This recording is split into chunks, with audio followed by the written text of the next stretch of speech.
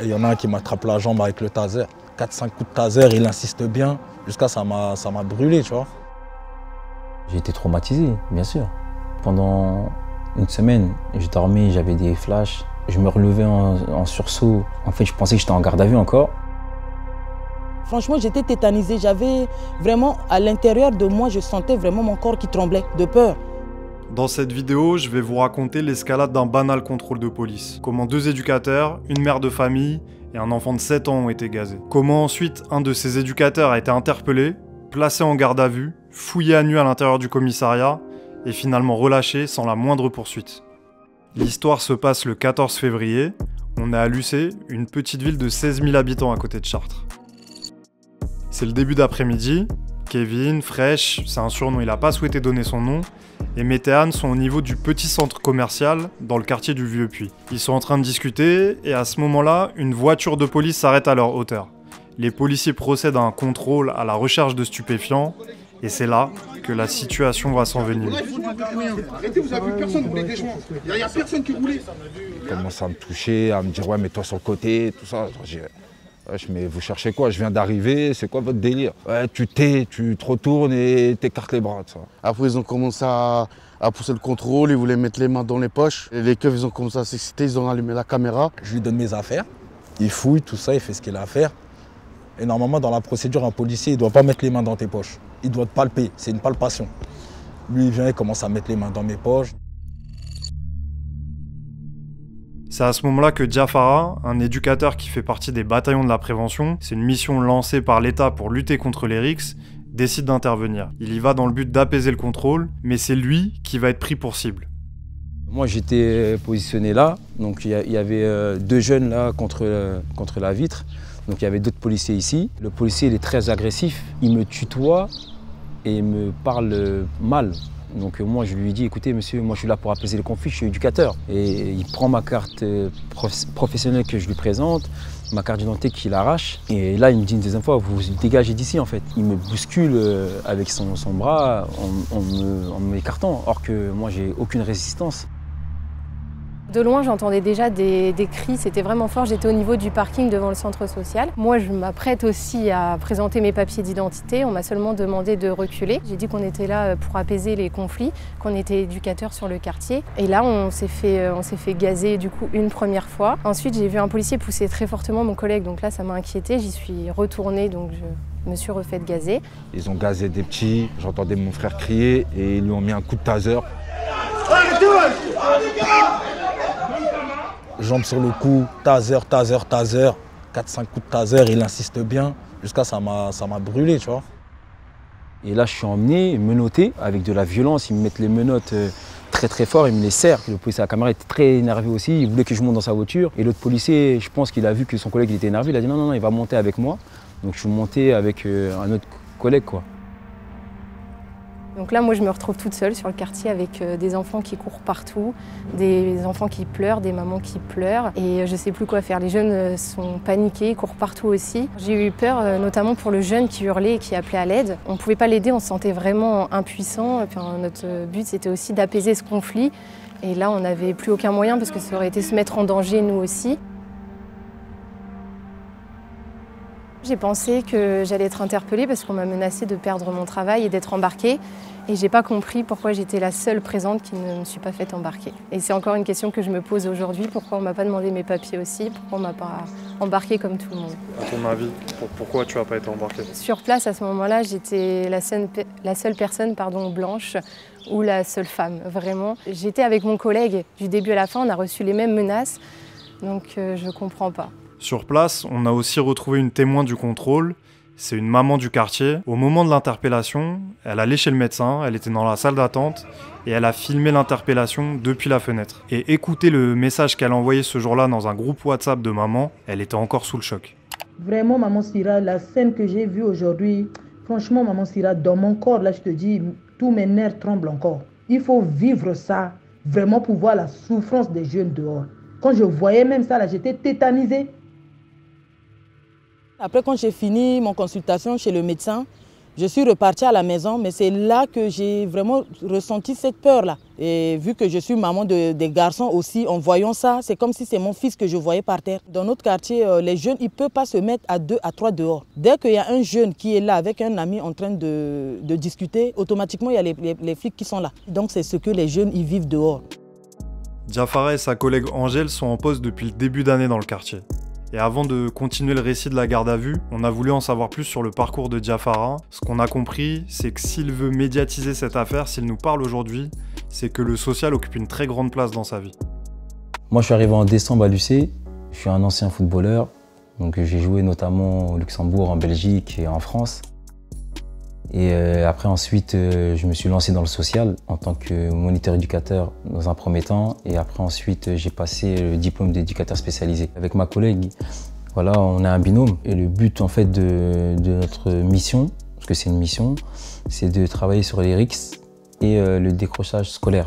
J'aime vraiment aider les gens, surtout les personnes, en fait, qui n'ont pas les mêmes chances. C'est dans ce contexte que se passe l'interpellation de Diafara, mais son calvaire n'est malheureusement pas terminé. Une fois au commissariat, le policier le plus véhément l'aurait carrément menacé de lui faire perdre son travail. Et les policiers seraient allés encore plus loin. Mais le problème, c'est qu'on est tous témoins, on a tous vu ce qui s'est passé, on sait tout ce qui s'est passé. Il lui disait là, ce soir, on appelle le préfet, tu vas perdre ton travail. Je vais faire un rapport, c'est terminé pour toi. Diafara lui a dit ok, il n'y a pas de souci. Et il était sûr de lui, en fait. Tout ce qu'il m'a dit, il savait que son chef allait le suivre. Et c'est ça qui est grave. Le coup de gazeuse, ça m'a fait mal parce que voilà, ça pique les yeux. Mais la pire des choses, c'est le mensonge en fait. Pendant la fouille, ils m'ont demandé d'enlever mes vêtements, le pantalon, après le caleçon. Tu caches un peu tes parties et tu leur expliques, écoutez monsieur, c'est humiliant. Il dit non, nous, c'est nos méthodes. Tu te sens un peu sale, tu te dis, c'est des inconnus. Voilà, ils t'attrapent comme ça, ils te mettent en fouille, ils te rabaissent, ils rigolent entre eux. Moi, le premier un jour, je me suis dit, ouais, peut-être les jeunes, ils abusent. Mais quand on l'a vécu, on dit non, c'est un truc de malade. Là, ton mental, il prend un coup. Hein. Moi, je vous cache pas, je suis en cellule, je réfléchis, et je me dis, bon, c'est mieux que j'arrête ce travail-là. Et là, il y a les jeunes qui me disaient, Diaf, franchement, c'est bien que tu sois avec nous. Au début, je comprends pas. Je dis, pourquoi vous dites ça, les gars? Comme ça, tu vas voir et vivre ce qu'on vit au quotidien.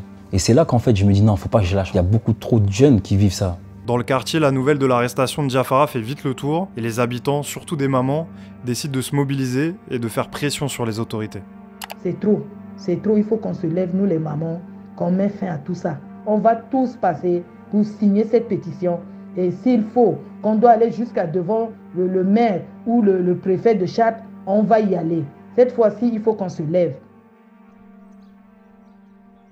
Quand Diafara était interpellé, donc nous les mamans, comme on a créé un groupe sur WhatsApp, on se parle entre nous. Donc j'ai essayé d'expliquer et puis on a essayé de parler, de se mobiliser par rapport à Diafara parce que c'est un éducateur. On avait fait une pétition et c'est passé dans tous les appartements, toutes les mamans ont signé. Et cette pétition, c'est parti chez le maire.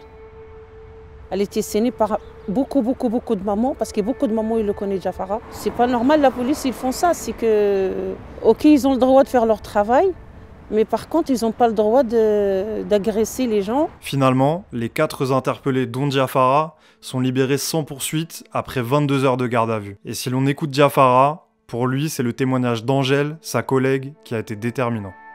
Un des policiers du renseignement, il me dit voilà, on a eu votre collègue, vous n'êtes pas concerté, est-ce que vous avez dit?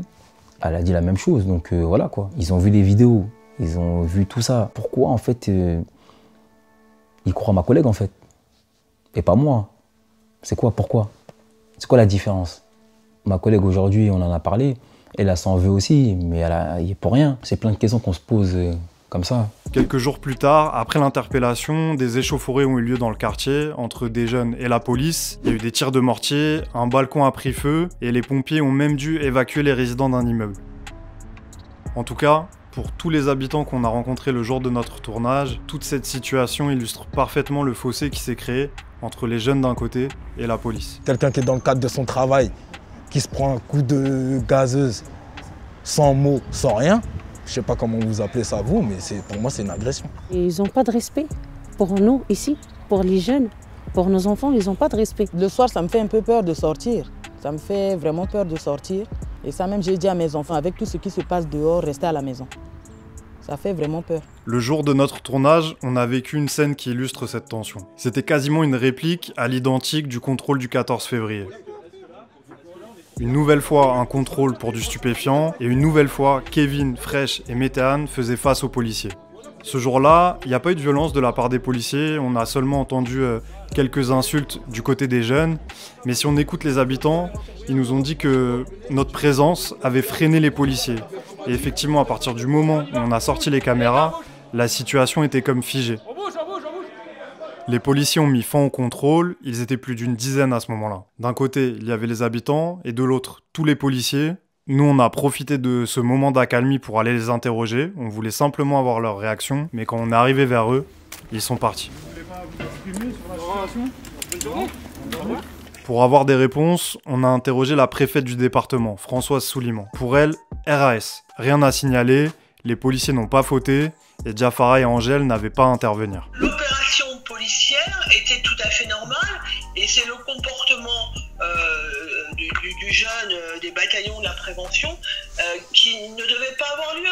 Il y a eu une interpellation, oui, une interpellation comme pour n'importe qui empêche les forces de l'ordre de procéder à des constatations et à des interpellations. Si l'on écoute la préfète, les policiers n'auraient même pas gazé ce jour-là. Toute la scène a été filmée par une caméra piéton, donc il n'y a pas eu, je suis désolé, mais gazage, non. Bon, après une petite relance, la préfète change vite de version, mais elle nie toujours que Diafara et Angèle aient été visés ce jour-là.